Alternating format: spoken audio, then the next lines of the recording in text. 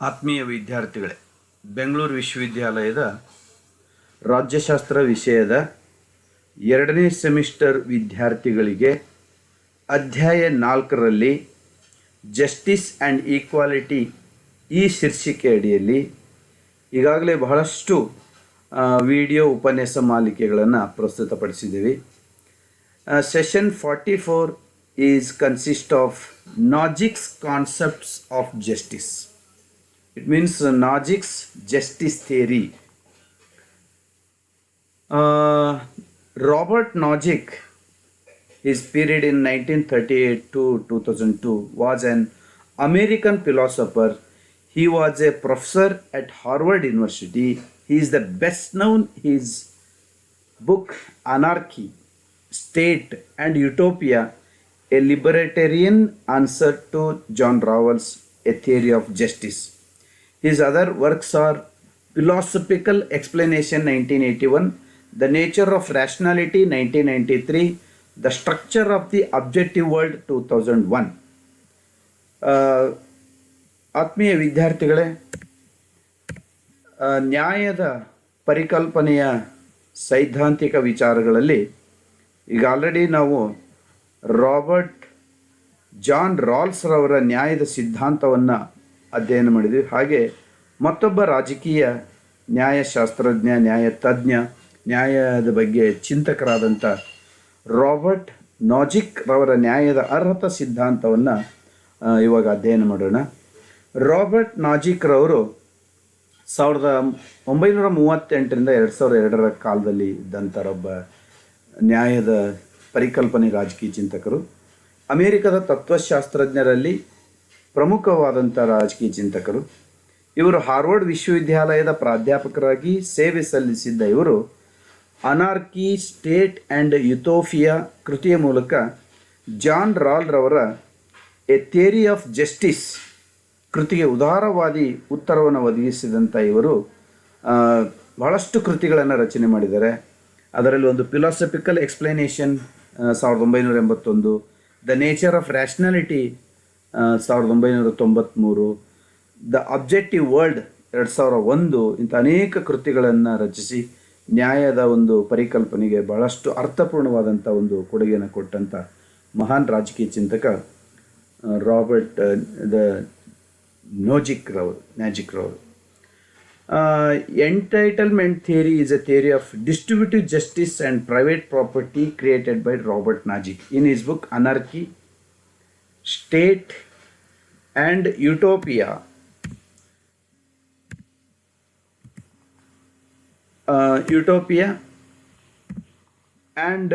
The theory is Nojik's attempt to describe justice holdings or what can be done with the property people own viewed from a principle of justice.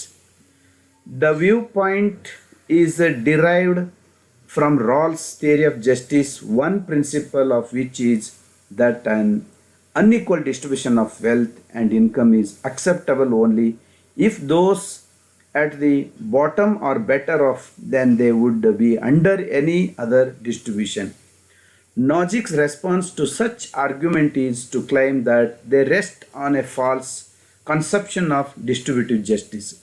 They wrongly define a just distribution in terms of the pattern it exhibits at given time. An equal distribution or a distribution that is unequal to a retained extent or in terms of the historical circumstances surrounding its development, those who worked the hardest have more, rather than in terms of the nature of the transaction through which the distribution came out.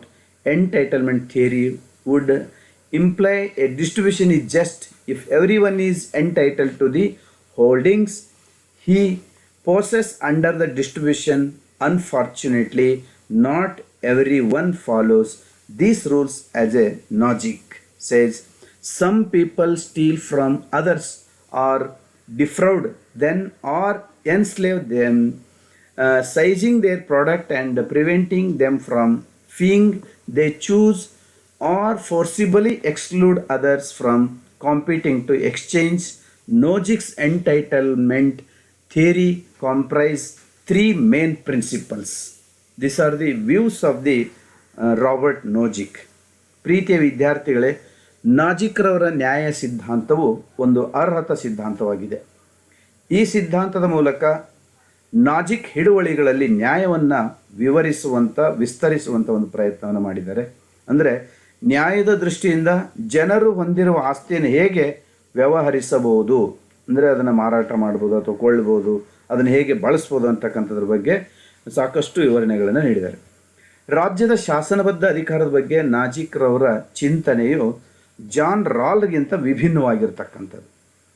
ರಾಲ್ರವರು ರಾಜ್ಯವು ತನ್ನಲ್ಲಿರುವ ಎಲ್ಲ ಅಧಿಕಾರವನ್ನು ಬಳಸಿ ಯಾವ ಪ್ರಜೆಗಳಿಗೆ ಅತಿ ಕಡಿಮೆ ಸೌಕರ್ಯಗಳಿದೆಯೋ ಅವರಿಗೆ ಸಾಕಷ್ಟು ಮಟ್ಟಿಗೆ ಸೌಕರ್ಯಗಳನ್ನು ಒದಗಿಸಬೇಕು ಅಂತಕ್ಕಂಥ ಪ್ರತಿಪಾದನೆ ಮಾಡಿದರು. ಆದರೆ ಸಂಪತ್ತು ಮತ್ತು ಆದಾಯ ಅಸಮಾನವಾಗಿ ವಿತರಣೆಯಾಗಿದ್ದರೂ ಸಮಾಜದ ಕೆಳವರ್ಗದವರು ಉತ್ತಮ ಸ್ಥಿತಿಯಲ್ಲಿದ್ದಾಗ ಮಾತ್ರ ಅದನ್ನು ಒಪ್ಪಿಕೊಳ್ಳಬೇಕು ಅಂತಕ್ಕಂಥದ್ದನ್ನು ತಿಳಿಸಿದ್ದಾರೆ. ಇದಕ್ಕೆ ಪ್ರತಿಯಾಗಿ ನಾಜಿಕ್ರವರು ರಾಲ್ರವರ ನ್ಯಾಯ ವಿತರಣಾ ಸಿದ್ಧಾಂತವು ತಪ್ಪು ಕಲ್ಪನೆಯ ಮೇಲೆ ನಿರ್ಮಾಣವಾಗಿದೆ ಅಂಥೇಳಿ ವಾದ ಮಾಡಿದರು. ನಾಜಿಕ್ರವರ ಅರ್ಹತಾ ಸಿದ್ಧಾಂತವು ಒಂದು ನ್ಯಾಯ ವಿತರಣಾ ವ್ಯವಸ್ಥೆಯಲ್ಲಿ ವಿತರಣೆಯು ನ್ಯಾಯಬದ್ಧವಾಗಿರಬೇಕಾದರೆ ಹಿಡುವಳಿಗಳನ್ನು ಹೊಂದಿಸಲು ಎಲ್ಲರಿಗೂ ಸಮಾನ ಅವಕಾಶ ಇರಬೇಕು ಅಂತಕ್ಕಂಥದ್ದನ್ನು ಪ್ರತಿಪಾದನೆ ಮಾಡಿದ್ದಾರೆ. ನಾಜಿಕ್ ಹೇಳುವಂತೆ ಕೆಲವು ಜನರು ಇತರರಿಂದ ಕದಿಯುತ್ತಾರೆ ಅಥವಾ ವಂಚಿಸುತ್ತಾರೆ ಅಥವಾ ಗುಲಾಮಗಿರಿಗೆ ಒಳಪಡಿಸಿ ಶೋಷಣೆ ಮಾಡ್ತಾರೆ. ಆದರೆ ಹೀಗೆ ಮಾಡುವ ಮೂಲಕ ಅವರ ಉತ್ಪನ್ನವನ್ನು ತಮ್ಮದಾಗಿಸಿಕೊಂಡು ಅವರಿಗೆ ಇಷ್ಟ ಬಂದಂತೆ ಜೀವಿಸಲು ಬಿಡದೆ ತಡೆ ನೀಡುವಂಥ ಅಥವಾ ಬಲ ಪ್ರದರ್ಶನ ಮಾಡುವಂಥ ಮಾಡಿ ವಿನಿಮಯದಲ್ಲಿ ಸ್ಪರ್ಧಿಸದಂತೆ ಹೊರಗಿಡ್ತಕ್ಕಂಥ ಒಂದು ವ್ಯವಸ್ಥೆಯನ್ನು ನಿರ್ಮಾಣ ಮಾಡ್ತಾರೆ ಅಂತ ಪ್ರತಿಪಾದನೆ ಮಾಡಿದ್ದಾರೆ. ಅದರಿಂದ ನಾಜಿಕ್ರವರ ಅರ್ಹತಾ ಸಿದ್ಧಾಂತವು ಜಾನ್ ಲಾಕರ ಚಿಂತನೆಗಳಿಂದ ಪ್ರೇರೇಪಿತಗೊಂಡಂಥ ತತ್ವಗಳನ್ನು ಆಧಾರದ ಮೇಲೆ ಅರ್ಹತಾ ಸಿದ್ಧಾಂತ ಜನರನ್ನು ಗುರಿಯಾಗಿ ಪರಿಗಣಿಸಿ ಎಲ್ಲರನ್ನೂ ಸಮಾನರನ್ನಾಗಿ ನೋಡುವಂಥ ಒಂದು ದೃಷ್ಟಿಕೋನವನ್ನು ಪ್ರತಿಪಾದನೆ ಮಾಡ್ತಾರೆ. ಅಂದರೆ ವಿವಿಧ ಜನರು ವಿವಿಧ ಪ್ರಮಾಣದಲ್ಲಿ ಆಸ್ತಿ ಸಂಪನ್ಮೂಲಗಳನ್ನು ಹೊಂದಿದ್ರೂ ಅವರನ್ನು ಸಮಾನರೆಂದೇ ಪರಿಗಣಿಸಬೇಕು ಅಂತಕ್ಕಂಥದ್ದನ್ನು ಪ್ರತಿಪಾದನೆ ಮಾಡಿದರು. ಈ ಸಿದ್ಧಾಂತದ ಮೂಲಕ ನಾಜಿಕ್ ಬಲಿಷ್ಠ ಖಾಸಗಿ ಆಸ್ತಿ ಹಾಗೂ ಮುಕ್ತ ಮಾರುಕಟ್ಟೆ ವ್ಯವಸ್ಥೆಯನ್ನು ಬೆಂಬಲಿಸಿರ್ತಕ್ಕಂಥ ಇವರ ಪ್ರಕಾರ ನ್ಯಾಯಬದ್ಧ ವ್ಯವಹಾರವು ಒತ್ತಡದಿಂದಲ್ಲದೆ ಸ್ವ ಇಚ್ಛೆಯಿಂದ ಕೂಡಿರಬೇಕು. ಇದನ್ನು ಸಮರ್ಥಿಸಲು ನಾಜಿಕ್ ಒಂದು ಉದಾಹರಣೆ ಮೂಲಕ ವಿವರಿಸ್ತಾ ಹೋಗ್ತಾರೆ. ಉದಾಹರಣೆಗೆ, ರಾಜ್ಯವು ಸಾಮಾಜಿಕ ಸಕ್ಷೇಮ ಕಾರ್ಯಕ್ರಮಗಳನ್ನು ನೆರವೇರಿಸೋದಕ್ಕೋಸ್ಕರ ಶ್ರೀಮಂತ ವರ್ಗಗಳ ಮೇಲೆ ತೆರಿಗೆಯನ್ನು ಹೇರ್ತಕ್ಕಂಥದ್ದು ಆಗಬಾರ್ದು. ಇಲ್ಲಿ ರಾಜ್ಯವು ಶ್ರೀಮಂತರಿಂದ ಒತ್ತಾಯಪೂರ್ವಕವಾಗಿ ವಸೂಲಿ ಮಾಡುತ್ತಿರುವುದರಿಂದ ಇದನ್ನು ಅನ್ಯಾಯ ಅಂಥೇಳಿ ಕರೆದಿದ್ದಾರೆ. ಶ್ರೀಮಂತ ವರ್ಗವು ಸ್ವ ಇಚ್ಛೆಯಿಂದ ನೀಡಿದಲ್ಲಿ ಅದು ಅನ್ಯಾಯ ಅನಿಸ್ತಕ್ಕಂಥದ್ದಕ್ಕೆ ಸಾಧ್ಯ ಇಲ್ಲ ಅನ್ನೋದನ್ನು ಪ್ರತಿಪಾದಿಸಿದೆ. Then Nozick's entitlement theory comprise three main principles. The one is principle of justice in acquisition. The principle deals with the initial acquisition of holdings. It is an accounting of how people first come to own common property, what types of things can be held, and so forth. Logic contends that person who acquires a holding in accordance with the principles of justice in acquisition is entitled to that holding. ಸ್ವಾಧೀನ ನ್ಯಾಯತ್ವ ತತ್ವದ ಬಗ್ಗೆ ಪ್ರತಿಪಾದನೆ ಮಾಡ್ತಾರೆ.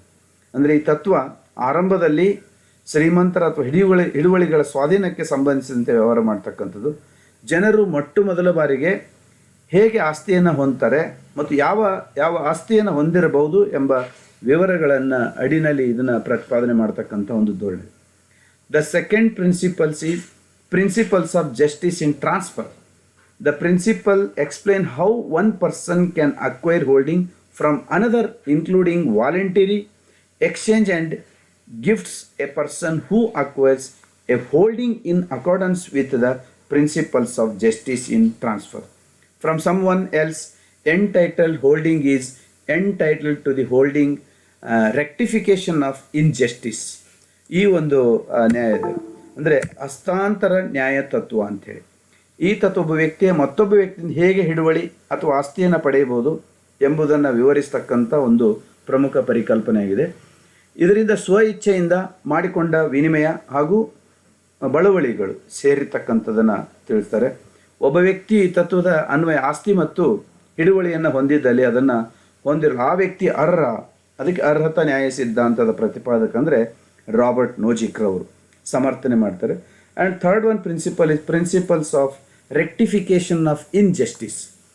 The principle deals with holdings that are unjustified, acquired, transferred, whether and how much victims can be compensated, stated how to deal with long past transgressions or injustice done by a government, and so on. Anyone who acquired that he has through these means morally entitled to it. Thus, the entitlement theory of justice state that distribution of holding in a society is a just if and only everyone in the society is entitled to what he has. According to logic, any distribution of holdings, no matter how unequal, just if and only if it arises from a just distribution through legitimized means. ಅನ್ಯಾಯ ತಿದ್ದುಪಡಿ ತತ್ವ ಅಂತಕ್ಕಂಥದ್ದನ್ನು ಹೇಳ್ತಾರೆ. ಈ ತತ್ವ ಅಕ್ರಮವಾಗಿ ಹೊಂದಿರುವಂಥ ಹಸ್ತಾಂತರಗೊಳಿಸುವ ಹಿಡುವಳಿ ಅಥವಾ ಆಸ್ತಿಗೆ ಸಂಬಂಧಿಸಿದ ವಿಷಯಗಳಲ್ಲಿ ಹೇಗೆ ವ್ಯವಹರಿಸಬೇಕು ಅಂತಕ್ಕಂಥದ್ದನ್ನು ತಿಳಿಸ್ಕೊಡುತ್ತೆ. ಇದರೊಳಗೆ ಅನ್ಯಾಯದ ವಿಸ್ತಾರ, ಅದಕ್ಕೆ ನೀಡಬೇಕಾದಂಥ ಸೂಕ್ತ ಪರಿಹಾರ ಏನು, ಮತ್ತು ದೀರ್ಘಾವಧಿ ಉಲ್ಲಂಘನೆಗಳಿಗೆ ಜರುಗಿಸಬೇಕಾದಂಥ ಕ್ರಮಗಳೇನು, ಸರ್ಕಾರದಿಂದ ತಪ್ಪಾಗಿದ್ದರೆ ಆ ತಪ್ಪನ್ನು ಸರಿಪಡಿಸಿದ ಅನ್ಯಾಯ ಅಕ್ರಮಗಳಿಗೆ ಸಂಬಂಧಿಸಿದಂಥ ಬೆಳಕು ಚೆಲ್ತಕ್ಕಂಥ ಒಂದು ಪರಿಕಲ್ಪನೆ ತತ್ವ ಅನ್ಯಾಯ ತಿದ್ದುಪಡಿ ತತ್ವ ಅಂತ. ಆಮೇಲೆ ಒಬ್ಬ ವ್ಯಕ್ತಿ ತನ್ನ ಹಿಡುವಳಿ ಅಥವಾ ಆಸ್ತಿ ನ್ಯಾಯಬದ್ಧವಾಗಿ ಹೊಂದಿದ್ರೆ ಅದನ್ನು ತನ್ನದಾಗಿಸುವ ನೈತಿಕ ಅರ್ಹತೆ ಅವನಿಗಿರುತ್ತೆ ಅಂತಕ್ಕಂಥದ್ದು. ನಾಜಿಕ್ ಹೇಳೋದು ಹಿಡುವಳಿಗಳ ವಿತರಣೆ ಎಷ್ಟೇ ಅಸಮಾನವಾಗಿದ್ದರೂ ಕೂಡ ನ್ಯಾಯಬದ್ಧ ವಿತರಣೆ ಮಾಡಿದಾಗ ಅದು ಮಾತ್ರ ಸರಿ ಎನಿಸಿಕೊಳ್ಳುತ್ತದೆ ಅಂತಕ್ಕಂಥದ್ದನ್ನು ಪ್ರತಿಪಾದನೆ ಮಾಡಿದ್ದಾರೆ. Then Nozick identifies 3 means. They are: one is legitimate means is the appropriation of something the unwanted, then where the acquisition would not disadvantage others, and second one, second means is the voluntary transfer of ownership of holding to someone else. A third means is the rectification of past injustice in the acquisition transfer of holdings. ಹಿಡುವಳಿ ಮತ್ತು ಅಥವಾ ಆಸ್ತಿಯನ್ನು ಹೊಂದುವ 3 ವಿಧಾನಗಳನ್ನು ನಾಜಿಕ್ರವರು ಗುರುತಿಸಿದ್ದಾರೆ. ಒಂದು, ಯಾರು ಹೊಂದಿರದ ಆಸ್ತಿಯನ್ನು ತನ್ನದಾಗಿಸಿಕೊಂಡು ಇತರರಿಗೆ ಅದರಿಂದ ಅನಾನುಕೂಲವಾಗಬಾರ್ದು. ಎರಡನೇದು, ಹಿಡುವಳಿ ಅಥವಾ ಆಸ್ತಿಯನ್ನು ಸ್ವ ಇಚ್ಛೆಯಿಂದ ಹಸ್ತಾಂತರ ಮಾಡಬೇಕು. ಮೂರನೇದು, ಆಸ್ತಿ ಸ್ವಾಧೀನದಲ್ಲಿ ಅಥವಾ ಹಸ್ತಾಂತರದಲ್ಲಿ ಹಿಂದೆ ನಡೆದಿರುವ ಅನ್ಯಾಯವನ್ನು ಸರಿಪಡಿಸಬೇಕು. ಒಟ್ಟಾರೆ totally conclusion is Nozick recognise that even in relatively free societies, the historical processes that have yielded existing holdings have been shot through with injustice.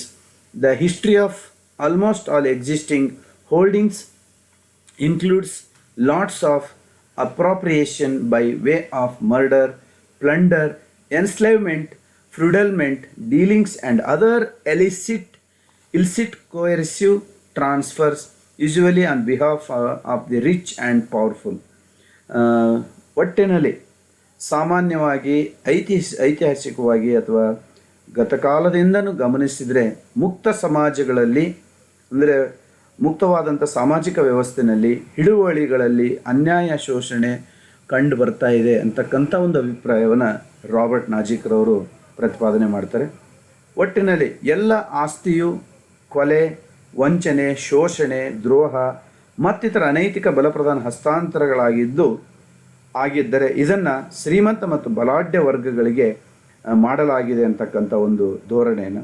ಹಾಗಾಗಿ ಒಟ್ಟಿನಲ್ಲಿ ಆಸ್ತಿ ಮತ್ತು ಹಂಚಿಕೆ ನ್ಯಾಯದ ಬಗ್ಗೆ, ಒಂದು ಆಸ್ತಿ ಸಂಪನ್ಮೂಲ ಅಥವಾ ಹಿಡುವಳಿಯನ್ನು ಹೊಂದಿದರೆ, ಸಂಪನ್ಮೂಲ ಹೊಂದಿದರೆ ಅದನ್ನು ಹೇಗೆ ಯಾರಿಗೆ ಅರ್ಹತೆ ಅಂಥವ್ರಿಗೆ ಅದನ್ನು ಹಸ್ತಾಂತರ ಮಾಡಬೇಕು ಅಂತಕ್ಕಂಥ ಒಂದು ಪರಿಕಲ್ಪನೆಯನ್ನು ನ್ಯಾಯದ ದೃಷ್ಟಿಕೋನದಲ್ಲಿ ಪ್ರತಿಪಾದನೆ ಮಾಡಿರ್ತಕ್ಕಂಥ ಒಬ್ಬ ರಾಜಕೀಯ ಚಿಂತಕ ಅಂದರೆ ರಾಬರ್ಟ್ ನೋಜಿಕ್ರವರು. ಒಟ್ಟಿನಲ್ಲಿ ರಾಬರ್ಟ್ ನೋಜಿಕ್ ರವರ ವೈಚಾರಿಕ ವಿಚಾರಗಳನ್ನು ಗಮನಿಸಿದಾಗ ಹೇಗೆ ಒಂದು ಆಸ್ತಿ ಅಥವಾ ಹಿಡುವಳಿ ಸಮಾಜದಲ್ಲಿ ಶ್ರೀಮಂತರು ಮತ್ತು ಸಾಮಾನ್ಯ ವರ್ಗದವರ ನಡುವೆ ಯಾವ ರೀತಿ ಅದನ್ನು ಉಪಯೋಗ ಮಾಡಬೇಕು ಅಂತಕ್ಕಂಥದ್ದು ಅರ್ಹತಾ ನ್ಯಾಯ ತತ್ವವನ್ನು ಪ್ರತಿಪಾದನೆ ಮಾಡಿದೆ ಅಂತ ಒಬ್ಬ ಪ್ರಮುಖ ರಾಜಕೀಯ ಚಿಂತಕರಂದರೆ ರಾಬರ್ಟ್ ನೋಜಿಕ್ ರವರು.